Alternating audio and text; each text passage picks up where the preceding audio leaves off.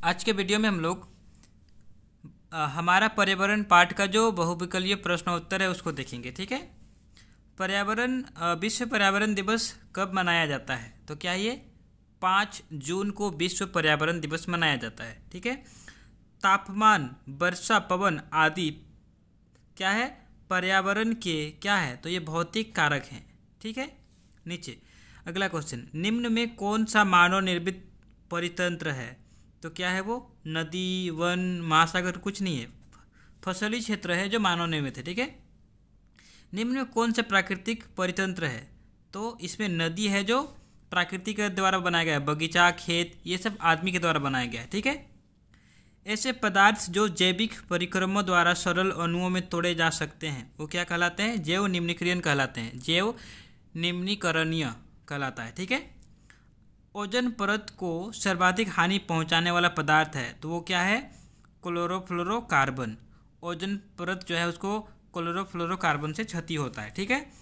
एक दूसरे पर निर्भर आहार श्रृंखलाओं का कोई निकाय किसका निरूपण करता है? तो वह है क्या है?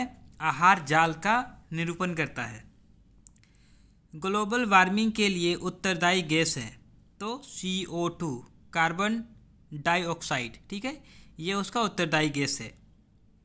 निम्न में से कौन सा पदार्थ जैव अनिम्नीकरण क्या है? अनिम्नीकरणीय है। जैव अनिम्नीकरणीय। ठीक है। तो कागज, सूती कपड़ा, चमड़ा, ये सबको क्या करता है? जैव निम्नीकरण कर सकता है लेकिन अपमार्जक को नहीं कर सकता है। तो ये उसका आंसर होगा।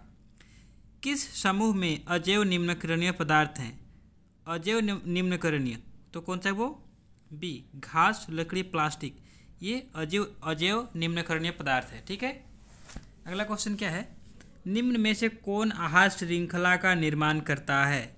घास, गेहूँ, आम, या घास, बकरी, मानव, बकरी, गाय, हाथी।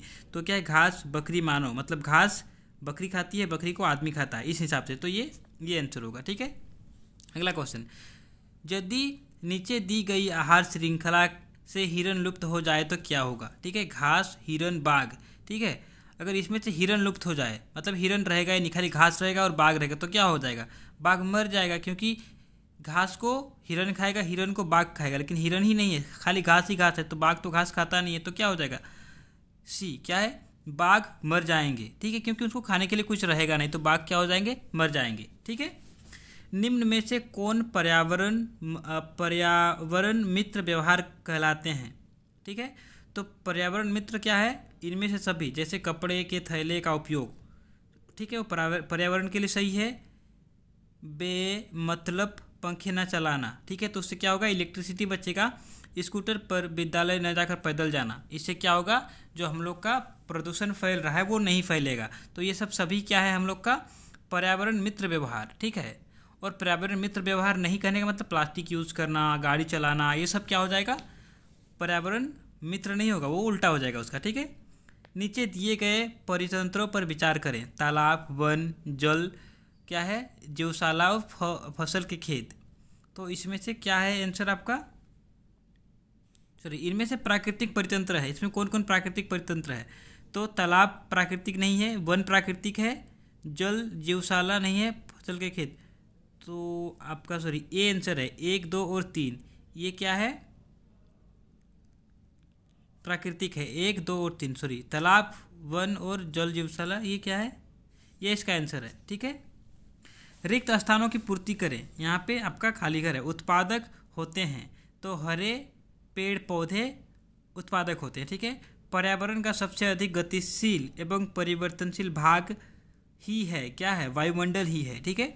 तो ओजोन परत सूर्य की हानिकारक किरणों से हमें बचाता है, पराबैंगनी किरणों से। ठीक है।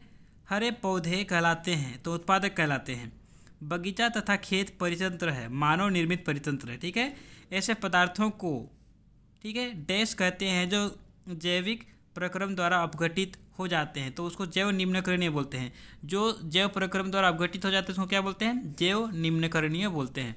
तो ये था ये जो इस पार्ट का हमारा पर्यावरण पार्ट का आंसर, सारे क्वेश्चंस का आंसर। ठीक है। इसी प्रकार से अगले जो भी पार्ट्स हैं उनका मैं आपको आंसर जो किताब में है आपको ऐसा वीडियो बना के दिखाऊंगा। ठीक है। तो तब तक के लिए जो वीडियो बनाया हुआ है आप उसको देखो, उसको याद करो, ठीक है। और इसके अलावा बाकी जो सब्जेक्ट हैं उन पर भी ध्यान दो। Thank you.